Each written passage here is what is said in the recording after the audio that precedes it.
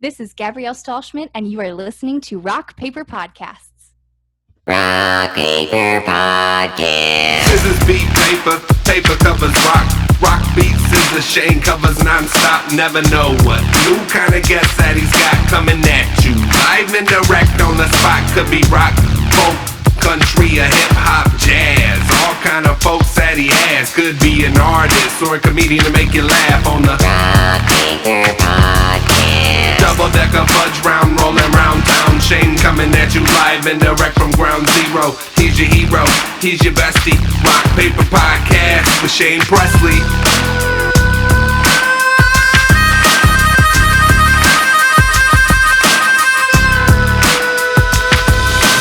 Rock Paper Podcast. Hey everybody, Shane Presley here, Rock Paper Podcast, coming to you from St. Louis, Missouri. Hanging out today on Zoom with Gabrielle Stahlschmidt. Hello. Welcome to the show.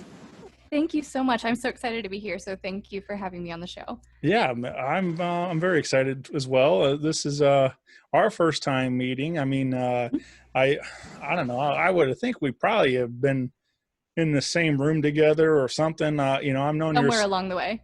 I've known your sister quite a while, and I'm sure we've bumped into each other at some show or something. But this is our first time properly meeting or virtually meeting. So, but I'm excited to get to know a little bit more about what you do and everything else. So, I guess if you want to maybe a quick introduction for yourself, and you want to introduce yourself to the audience. So again, I'm Gabrielle Stahlschmidt, and I am a voice teacher in St. Charles, Missouri. My studio does a lot of really, really neat things other than just lessons. So we do a lot of workshops and webinars and seminars. We're trying to stay on top of the technology and everything, especially during times of quarantine. So this has been a really creative time for me. This is the beautiful side of what's come out of quarantine, is it's challenged me to think in a lot of new ways and to offer new services to my students as well. And that's really what I do. And then I also have a podcast called Own Your Voice Podcast. That's a spin-off of my business that really dives into the heart of what it is I try to pursue with my business, which is encouraging strong independent voices in music and in life. So that's what I'm all about. There you go. Yeah, I'm kind of with you on. It's a terrible situation we're all in. I mean, this has been a giant mess for the last couple of months here. But I've been one of my favorite parts of it though is the creativity that everybody's trying to figure out different ways to keep from going crazy and really like find ways to interact and still engage with people and their audience and different things. So there's been a lot of fun to see all the various ways people are being creative. Absolutely. I mean, especially in the music world, you see all the virtual concerts and the quarantunes and the bands that are popping up everywhere. I love it because there's so much creativity, and I'm inspired constantly. Every time I look at my phone, there's something new to try. I saw a good one today. Actually, a buddy sent me a link, and it was a bunch of various comedians singing Weird Al's "Eat It," and it was really well done.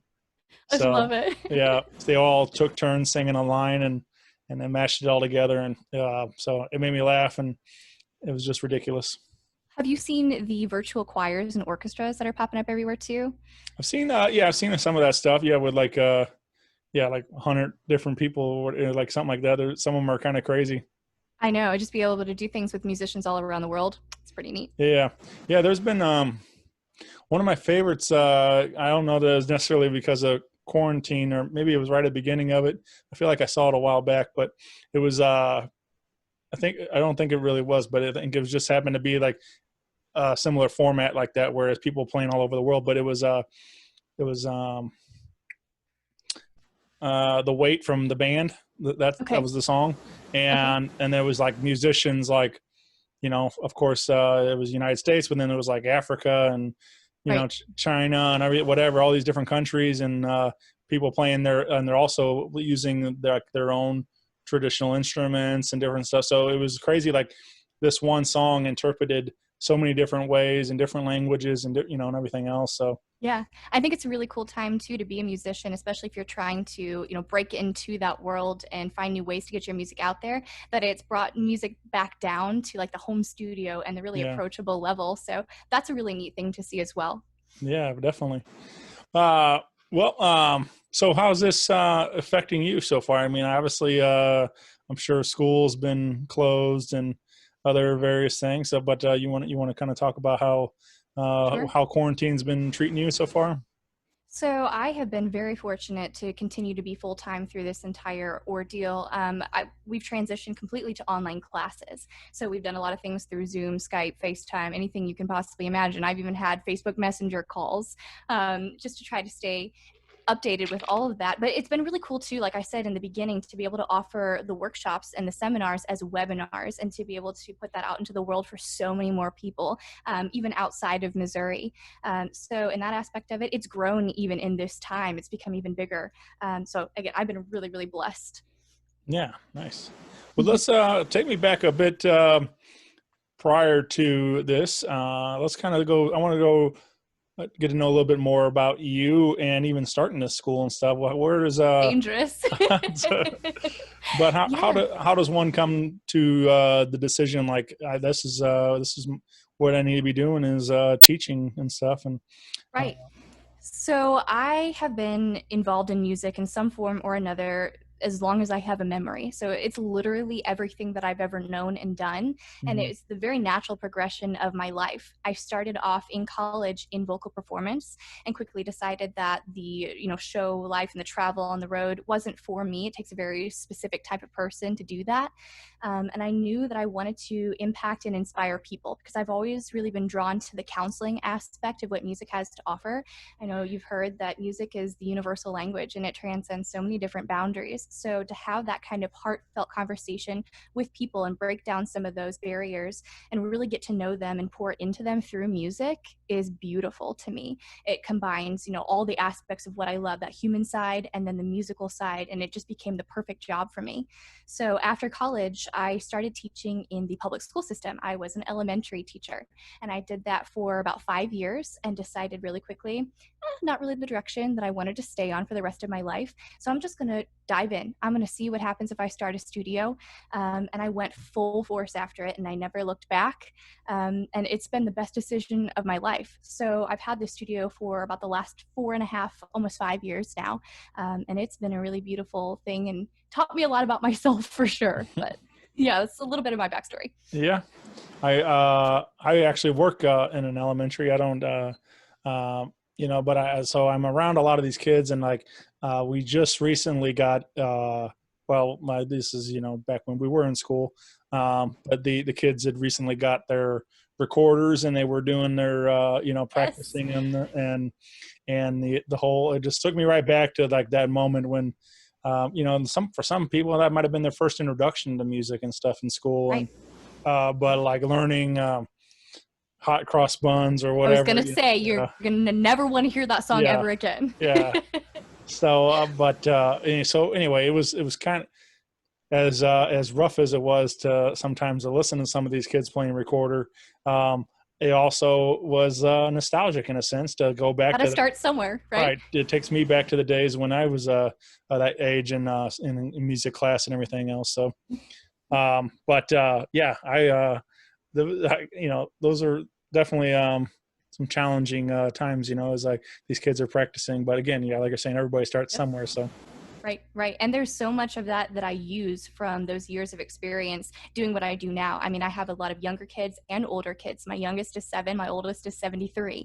So I really use all of that experience. We don't do recorders, so don't worry. But we do a lot of other really cool things as well with other instruments, Orff instruments. So it's a lot of fun. Right.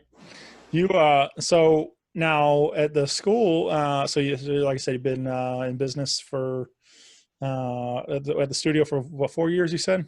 Yes. Yeah.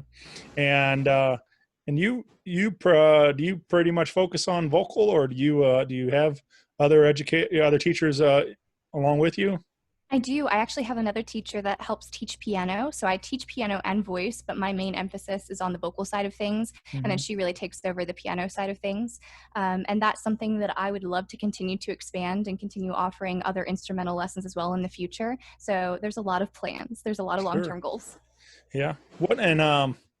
Now, like, as a vocal teacher and stuff, I mean, like, are you still able to like enjoy it, like as far as like the performance side of it, like watching other people, or are you busy like critiquing and thinking about it the whole time, or like what they could be doing this better or this different or whatever? It gets a little difficult. I mean, whenever you're trained in anything, you kind of pick it apart whenever you're listening to it. But yes, you can compartmentalize and just enjoy the show. And I do that as well. But I do find myself from time to time, thinking about certain technical aspects. Sure. And I'm like, oh, there's that, there's this. Yeah. I think that's natural, though. Right. What are some of the biggest things you think, obviously, I don't know, my audience is like all over the place. I mean, anybody can listen, obviously, but I do have a lot of musicians and comedians on, a lot of people who use their voice, every day. So, or it's their livelihood and things. But which is, I guess, that's keeps you busy, keeps you employed too. They can come to you again, even up to, 70s or whatever. So, there's always something to learn. Mm-hmm. And, but do you, I mean, I'm guessing you probably pick up on certain things. There's probably things you see in everybody's life that like, this is not good for your voice. Don't be, not to be doing this. And yeah, and that's really where I specialize in vocal pedagogy.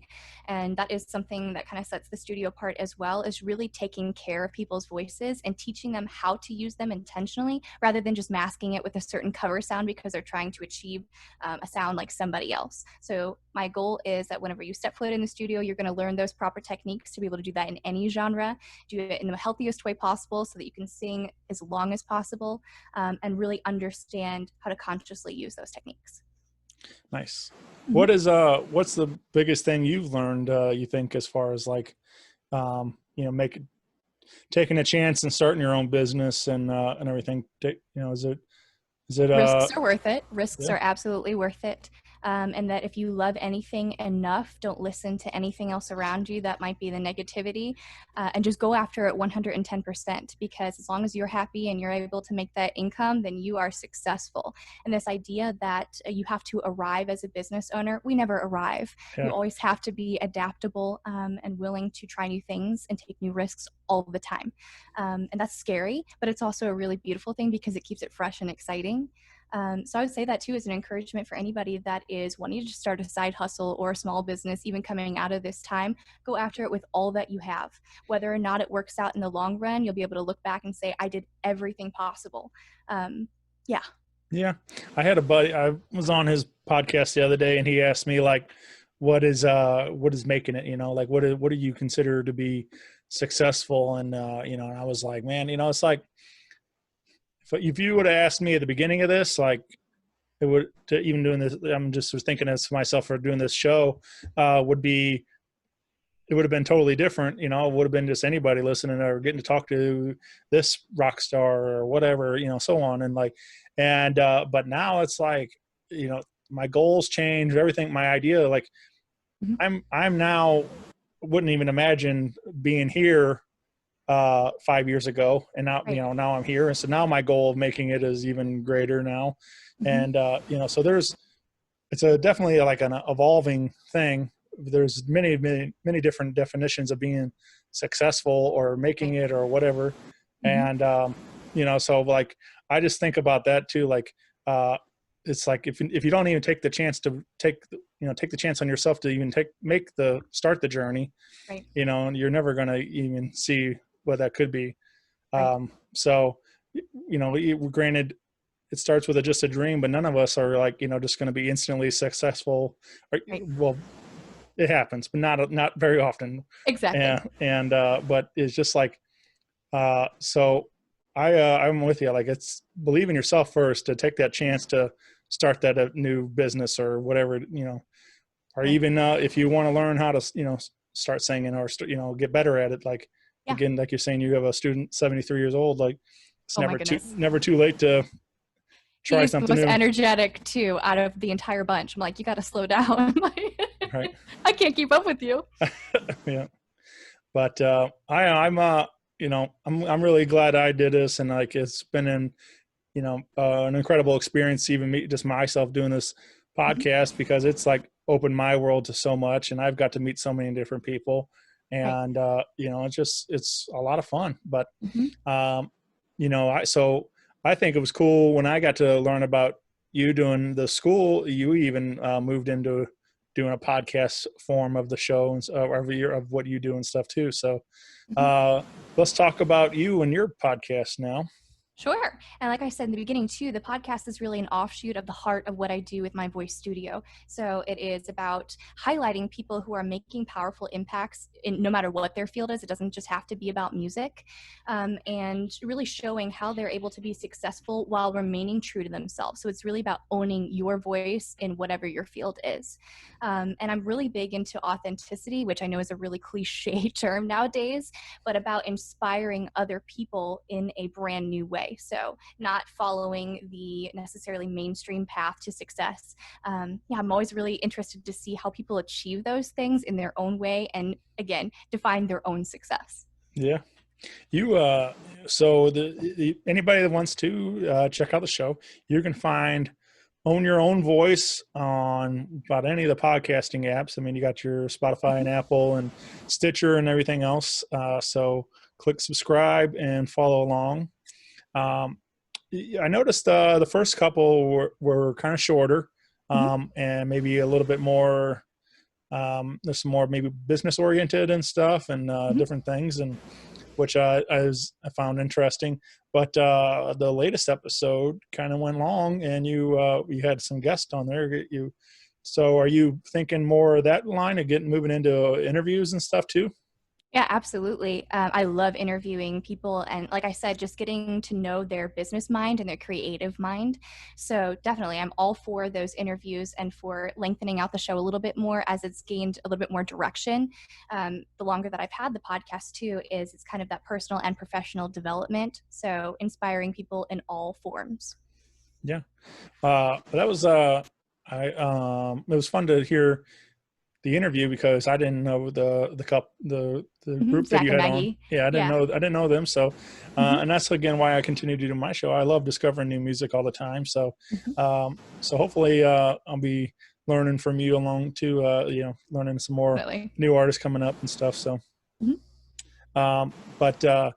So be sure to check out the podcast. What kind of got you into wanting to do it? Like, obviously, you used it for your business wise, but were you listening to a bunch of podcasts and like before that? Yeah, I listen to a bunch of business podcasts, always just trying to have that little extra edge and stay updated on my own knowledge as well. And I think I just started it in the beginning as a way to get my own creative thoughts out into the world, and to inspire people at the heart of it, to share what's worked for me, what hasn't worked for me, and to pick people's brains along the way so that we can kind of make each other better. Yeah. I kind of started it. I was listening to a lot of comedy once, and a lot of like two comedians talking to a third comedian. Generally, it was kind of like the rough layout. And I listened to a little bit of.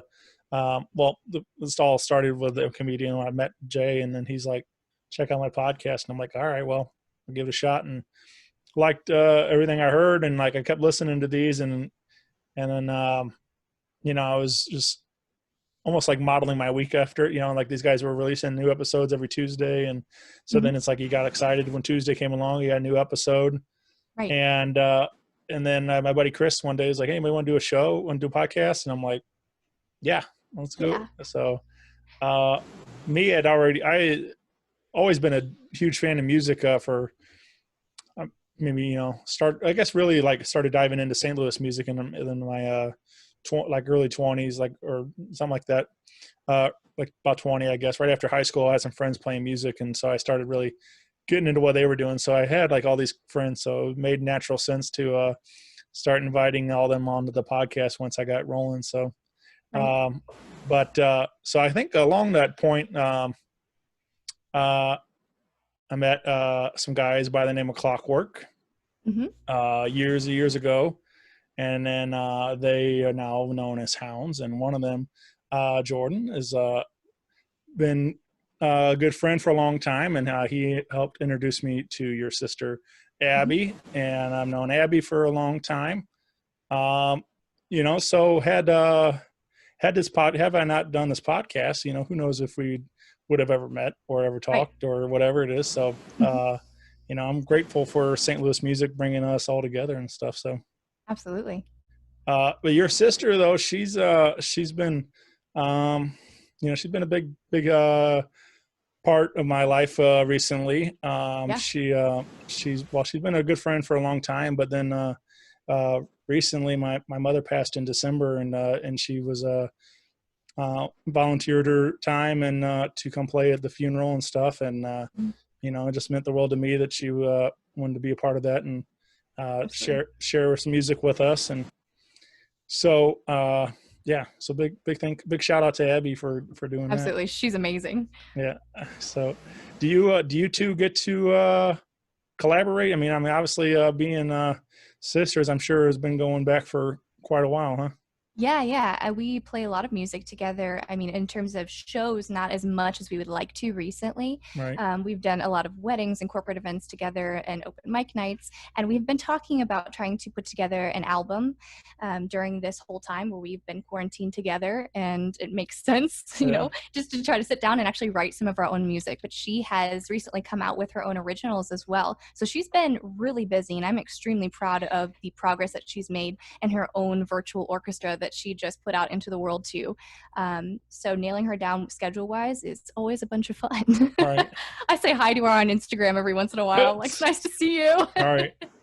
Yeah. Yeah. That's I don't know. I think that's a lot of it. Like, I think we all kind of just get busy, it's like we're all doing so much of our own things and stuff, but I think that would be a lot of fun to see a project come out of all that, something to do something fun together like that. Definitely. I've definitely been bitten by the performance bug a lot more lately too, probably because we've been stuck inside and can't go out anywhere. Yeah. But that's on the goal for the rest half of this year. Right on. You mentioned like some of the stuff, like you tried all that for a while, like getting out and performing and touring and different things. What do you feel like what was your biggest thing that like kept you from staying into that? I mean, like, obviously you have a passion for teaching and shows, but like why do you think that that never caught on for you as far as pursuing performing? I think there's a lot of things too, and it goes back to our redefining success and the personal fulfillment aspect of it. I knew that I wanted to do something more with music, and I really felt like I was meant to use the experience that I had to give back to people, and I could best serve others by teaching as well. I love performing, and I definitely want to get out there and perform more, but to make it my job, it just wasn't what I was supposed to be doing. And I felt that it was a kind of a restlessness in my spirit that wasn't the direction for me. It wasn't necessarily the job itself. I just think that my focus was so on loving people and being committed to counseling people. That's where my heart was all the time. That's where I found myself spending the bulk of my focus and attention. And I knew that I couldn't give 110% of myself to performing when I had this other calling on my heart, I guess. It sounds kind of cheesy, but that's really what it is. Yeah. Yeah. For me, there's a lot of things like I love to do and that, I'm passionate about. Like, from culinary cooking was going to be, was something I'm really big on. I enjoy spending time in the kitchen. I like cooking for friends and family and doing all this stuff. And at one point early on, I thought maybe this is it. Maybe maybe I'll go to culinary school and try to be a chef or do something along those lines. Mm-hmm. And that just didn't happen. I mean, I just kind of got burnt on it. Like, it wasn't it's something I enjoy more as a hobby, more passion or whatever. Then I knew, like, if I was getting paid to do it and I made it a career, I wouldn't want to ever do it anymore, or I wouldn't do it as much and stuff, or put my all into it. And that's true too. I can get that I too. totally felt that. That if I had committed my life to it, I wouldn't have enjoyed it as much as a hobby, and I probably wouldn't have done it in my spare time. And that's, I think, how you kind of know what you're meant to be doing, what you're not, is where you're also spending your off time. Right. Because I find myself constantly, planning new things for the studio and thinking about my students and checking in with them all the time, even whenever I'm not working per se. And so it's everything that I am, whereas that performance didn't come as naturally to me in that way. Yeah. Mm-hmm. Well, you get involved with with Gabby in the school, Gabrielle in the school. You got Gabrielle Studio of Music.com. Wish I could talk today. That's okay. That you so get involved on the website, and you can find a link there to the podcast and everything associated with that we've been talking about. Mm-hmm. And then you also have a Facebook page and Instagram page. I do. So you can get involved socially and catch on some of those webinars and different videos parts that you were talking about. Yes, we have a whole new schedule that's releasing in June as well for the webinars. So stay tuned for that. Very cool. I was actually doing a little bit of homework, just trying to get to know a little bit more about you. And I found a video of you on Fox 2 last year with Kim Hudson, which was super cool. Like, it took me back because I also was recent. Well, it was like 2 years ago now, a year and a half. I don't know, whatever. It was around. Yeah, I guess it was Christmas time. 18. We did a benefit for Toys for Tots called Riffs for Gifts, and Kim allowed us to come on Fox 2 and talk about it. That's awesome. So, I love her. She's so fun. Yeah, she's definitely super cool, and made it a lot easier. But that is a weird way to spend the morning is on the news, like, because it's different for sure, and the time crunch too. You have no idea how quick it goes by when you're in the middle of it. That was my first like live TV experience. Like, we're just kind of hanging out. And then all of a sudden they like run in the room, throw a light in your face and the camera, and you're like, like, I probably had the deer in the headlights look too at some point. I kept thinking, don't say anything stupid. Just, like, oh yeah, that doesn't happen for me. Right. That's what I do. And then I think there was a moment I remember, like, I'm like reading off the bands and I stall and I'm like, just blanking, and I was like, oh gosh, like, of course it's gonna happen. Asked me that morning to play piano, and it felt like forever when I sat down. I was like, how long have I been playing this? It's gotta be over soon, right? All right. But yeah, that's I just thought that was cool that we kind of had that in common, getting to be on there. And but yeah, Kim's really cool. I think is she likes doing something else or something now? I think I saw not to my knowledge, but she could be. I don't know. I think I saw maybe she was like, I don't know. I don't know why I speak out of turn, but I think I saw something on Instagram that she accepted a new job or something like that, or something. I don't know. I'll have to go back and double check on that. I don't want to. For sure. Yeah. I don't want to. She now has a new job. Yeah. Right. Maybe. Yeah. I should probably get my story straight before I go talking about it. But all good. Yeah. So I have a couple of questions that I've been asking people on the show, and I just have fun with these because some of them were pretty silly. Oh, I'm down. And so as far as all right, let's start with what's a song that always gets stuck in your head? I can tell you one that's been stuck in my head right now is "Build Me Up, Buttercup." Oh yeah. Oh my goodness. I think we're getting ready to do a big virtual concert with the studio right now. First time we've ever done anything like this. And I have one student who plays ukulele and sings it. And it has been in my head for like the last month. Yeah. So at this point, I'm ready for a new song, but that's the one currently. Right. That's I think that's probably, I've never been there. I've never played, so as far as learning music and everything, but I imagine like it's got to be one of the bad parts about it is like where you just got to like listen to the same song over and over and over and get it dialed in and everything. And Well, because I'm singing it with them too, and Right. I'm teaching it to them, so I'm learning every single song alongside of them, which is good and bad for me. Sure. Yeah. And anybody else that's around me. Right. And then it just, I always, for me, it's when a song's like that, like gets stuck in my head, then it just like, it becomes like one line on a hook, on a repeat loop. And then it's just like over and over. I'm there. I'm currently there. Right. Help. SOS. Yeah. I heard a comedian talking about it one time about how like in his brain, then it starts like remixing it and making it like or something like that. And That's a skill right there. yeah, right.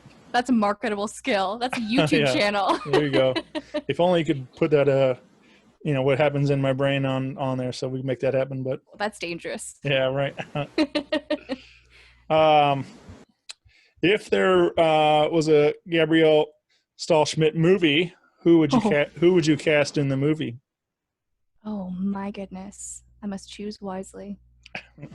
A lot of people say that I look like Amanda Seyfried. I've never seen it. So I guess if we were going to lookalikes, it would be her. Yeah. Yeah.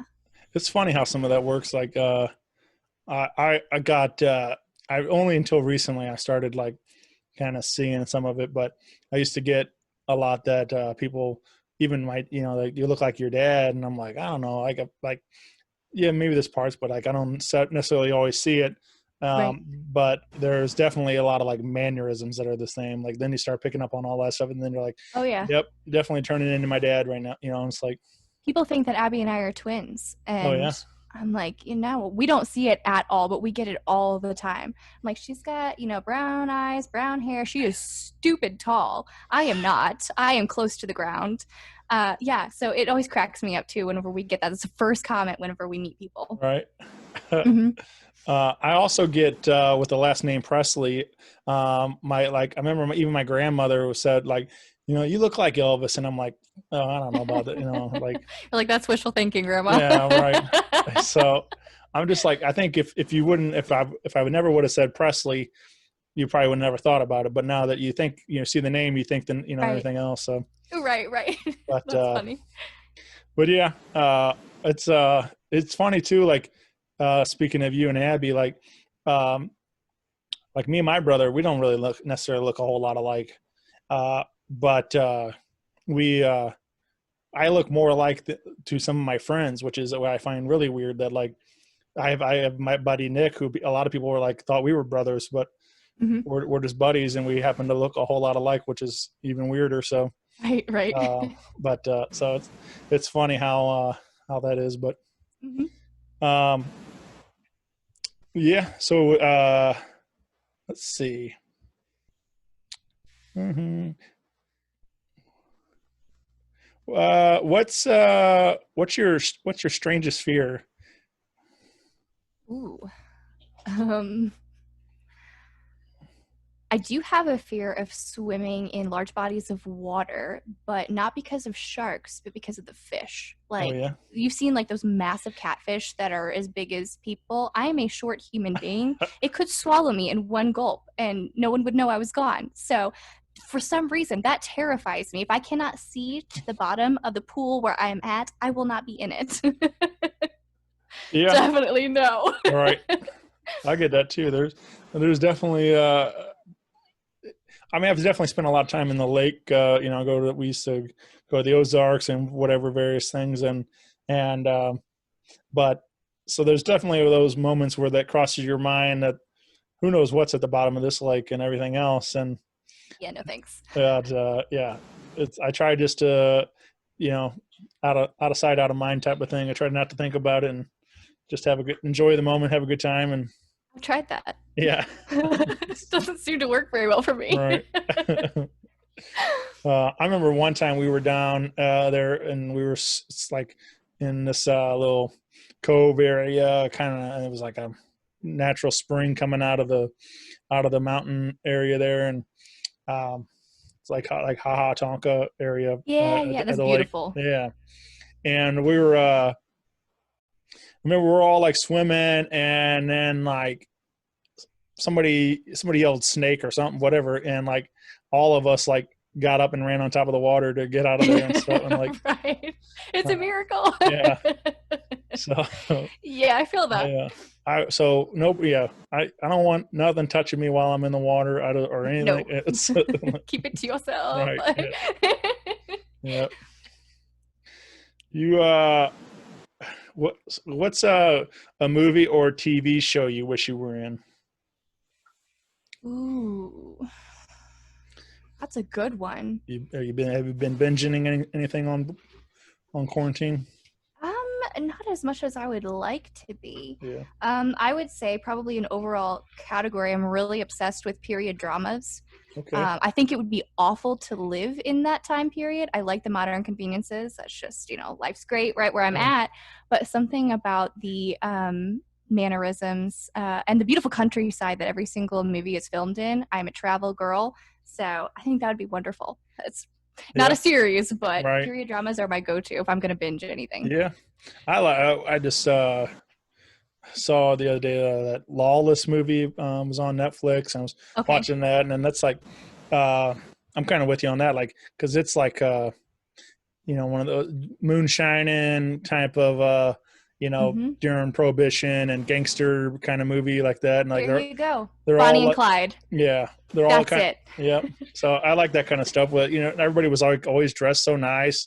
Like even just wherever they were going, they all had like nice shirt and pants and boots on and stuff, and everyone could dance. And I have 2 left feet on a good day, so jealous. Yeah, right. But those are kind of fun to think about, like if we were alive during that time and in that world and stuff. So definitely. Do you have a dream duet or collaboration that you would love to have? Dream duet or collaboration? That's a good question too. You got a lot of good questions. Well, I don't want to take too much credit for some of these. I actually pulled off of from Ellen. Oh no, they all came out of your own head. Oh yeah. Oh man, that's a tough one because I love so many different types of artists. Okay, so I would love to sing with the band Heart. That would be huge. All-time favorite, especially the cover that they did of Stairway to Heaven. Okay, yeah. That's it. That's the one. My life would be made.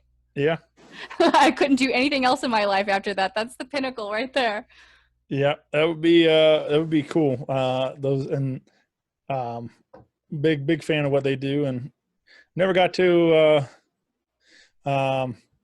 meet them or anything. I did take Stacy to see him. My wife took her to see him a while back at the Fox. Nice.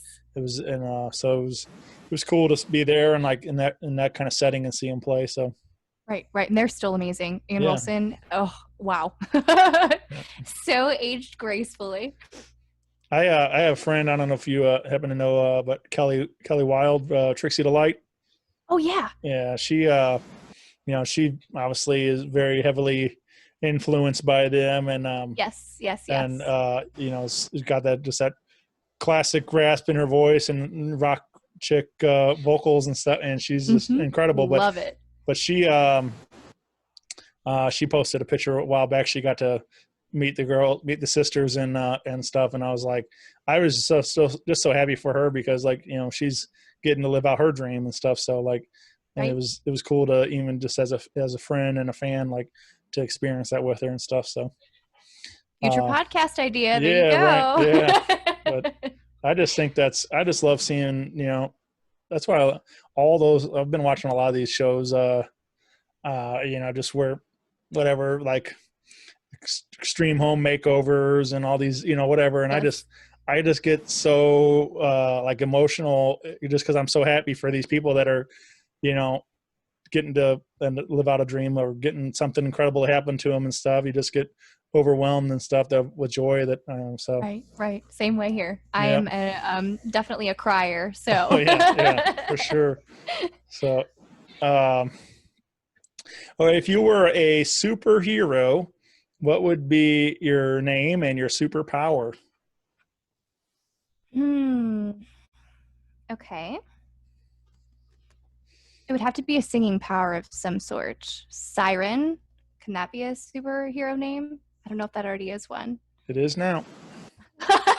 Yes. Superpower. I'd probably be able to like hypnotize people with my voice. It would be very much like Ursula in The Little Mermaid. Yeah. It'd be great, absolutely. And they would tell me all of their secrets. Yeah. Yeah. I don't need much, just your voice. Right. Aren't they? They're supposed to be redoing Little Mermaid, aren't they? Are they? Oh, was that the one that it was like rumored Ariana Grande was going to be Ariel? Hey, I don't know. I forget now who's. But I think with the success of all the other, remakes of recently, all the live action. There's been a lot.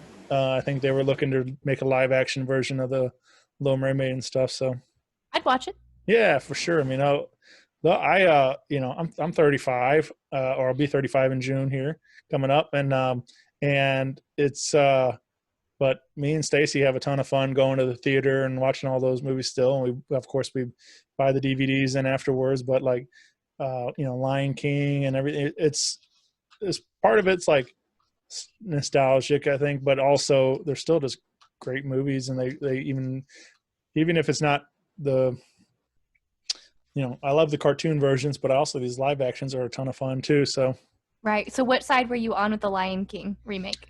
I don't know. I can appreciate both. I think I prefer the original just because it's what I know the most. But the watching as far as a film wise, like the live action, CGI is just incredible to watch. Like it's like, how do they even come up with it? Like, it looks like so realistic.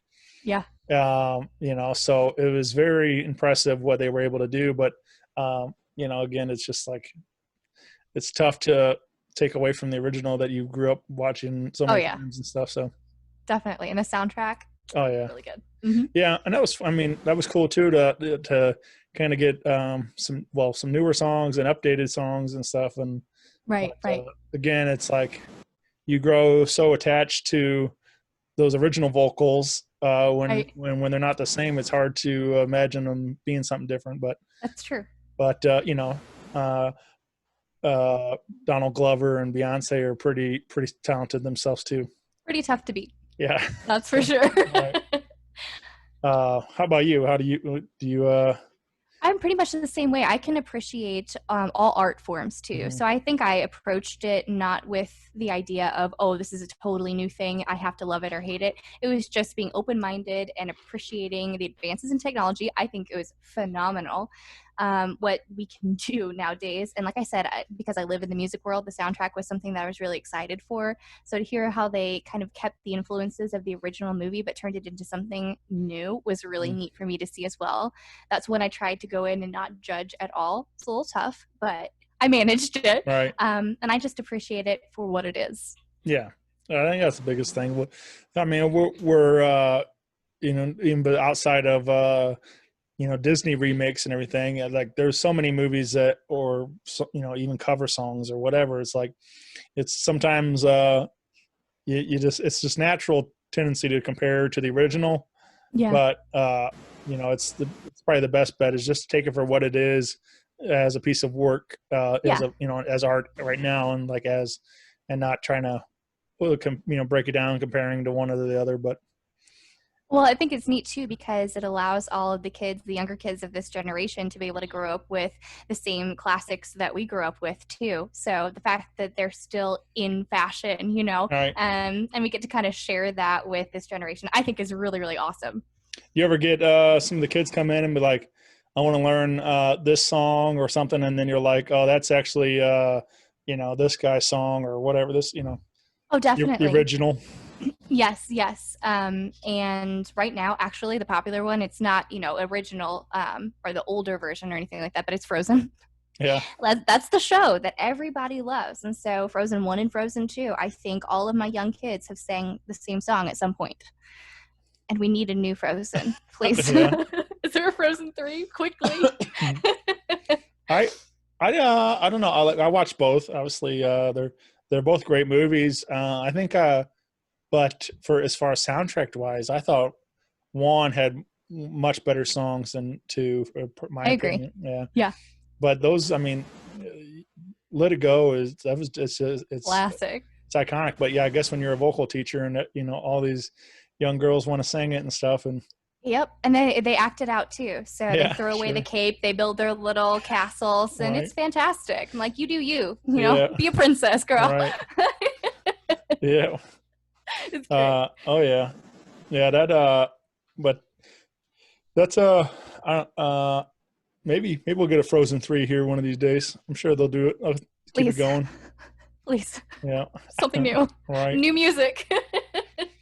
I saw friends do a podcast called Anything But Credible podcast, and they talk about some of these like various conspiracy theories and stuff, and like they take it for entertainment value. They don't Sure. really get too invested into any of it. They more just have fun with them. But they brought up one the other day about Frozen, and was like about how whatever a couple how many years ago it was or whatever, but it was like the main story was about how apparently Walt Disney had his head like frozen and cryogenically frozen. Oh, And yes, I did hear about this. so, and it was like, I guess they didn't like it, and whatever it was. And so the theory was that Disney created this story and called it Frozen in order to, so like it totally made that story disappear, that anytime somebody would put Disney Frozen into Google or whatever, of course you're only going to get the movie and everything else. And Wow. and I was like, I don't know, but Sure. that could make that works though. It checks out, like, so it worked, whatever, if that was the plan or not. But Right. so I don't know. I just thought that was interesting thought to think of. What was their podcast called again? That one's called Anything But Credible podcast. I'm gonna have to check it out. Yeah, they're fun. They're but like I said, it's just they do a weekly conspiracy theory to talk about and stuff, and Love it. yeah. I don't know. Some of them are a little far stretched for me, but some of them Entertainment value for sure. Some are fun to think about though. Mm-hmm. So do you do any celebrity impressions? No. No. No. I do not. Yeah. I wouldn't even know where to start, to be honest with you. I like I noticed that some a couple of different ones, but some of those people that can like sing in all the different people's voices and stuff. Like on Jimmy Fallon. Yeah, they mash all those like voices, or all their like one song, but then they do like 27 different voices in the song and stuff. Yes, that's amazing. Those are very impressive. My favorite are the covers of Britney Spears and Celine Dion. Oh yeah. Oh, those are the best. Sure. Yeah. I mean, that's kind of what's fun about those two. And there's, a bunch of them, but like, yeah, they're great voices, but they also are characters. They have so many different little mannerisms that make up, to make it into Britney or a Celine song or whatever and stuff. So. And that's a whole nother avenue too, voice acting. That has always impressed me. I have no idea how they come up with so many different ways to use their voice. It is insane to me that that's all possible in one instrument. Right. So, love it. Yeah. I was actually just talking to a friend about it, but like some of that, cartoon voices and different things, and like all that, a guy like Hank Azaria and stuff who's, I don't know what the number is, but he's voiced like all sorts of characters on The Simpsons. And, Yeah.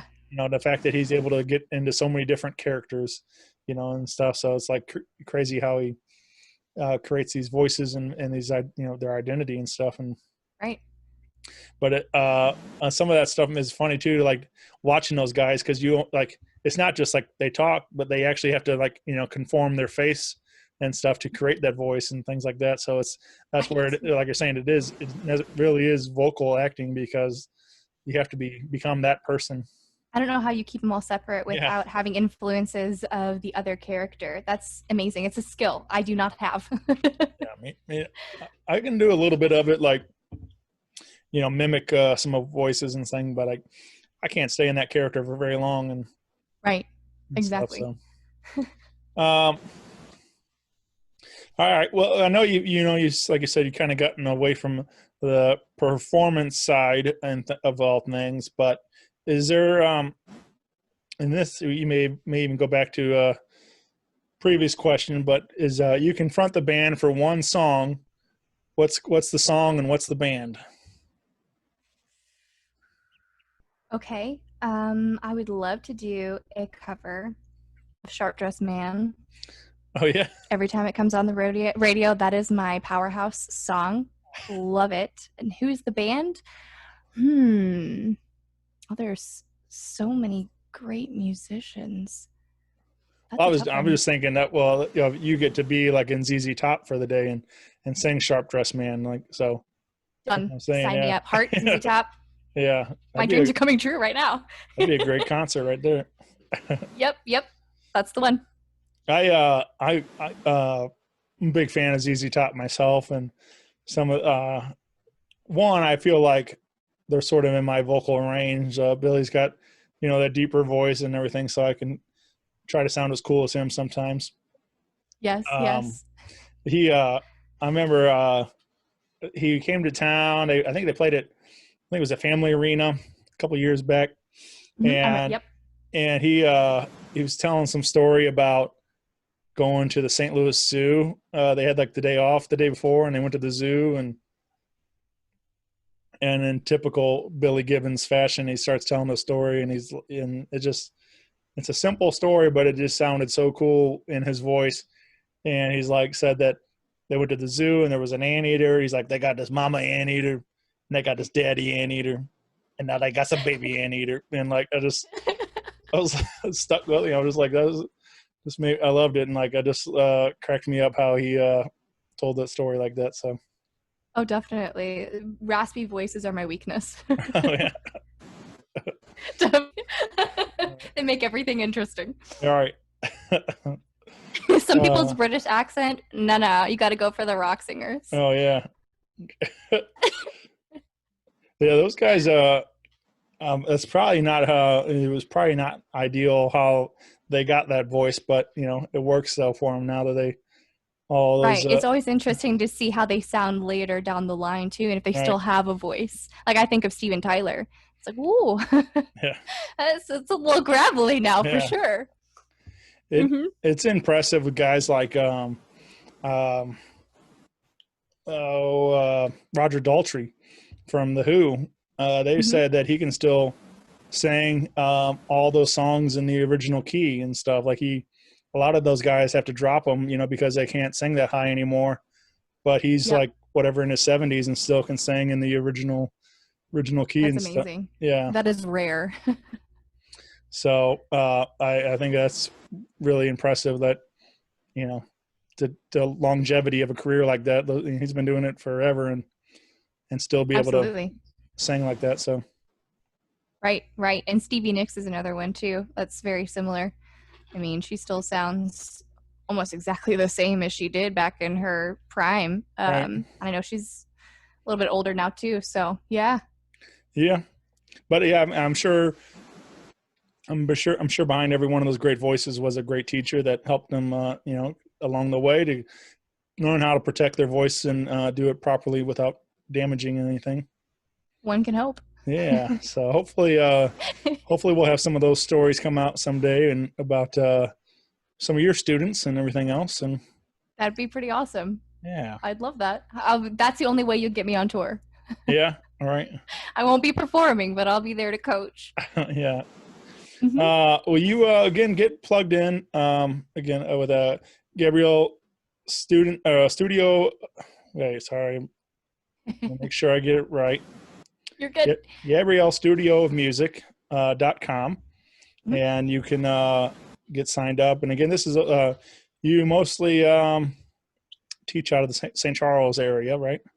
Correct. So they can come visit you there, and but you are doing a lot of things online right now, so get plugged in and hopefully learn a little something. Take everything to the next level. Definitely. I'd be happy to see all the people, especially on Zoom too. So we do offer Zoom classes as well. Right. But this has been incredible. I've been having a ton of fun here hanging with you tonight and learning all about all this stuff. So well, thank you so much again. It's been a lot of fun for me too. yeah. And hopefully we can link up and meet for real next time and not have to do it over the web, over the internet here like this. So absolutely looking forward to it. Yeah. And again, now be sure to follow along with the podcast, and I look forward to more interviews and learning about some more new stuff. So you can find Own Your Own Voice podcast wherever you're listening to podcasting at, and follow along. Thank you. All right. I appreciate it. Thank you, Gabrielle. I appreciate you doing this, and hopefully I'll see you soon. Absolutely. Talk to you soon. All right.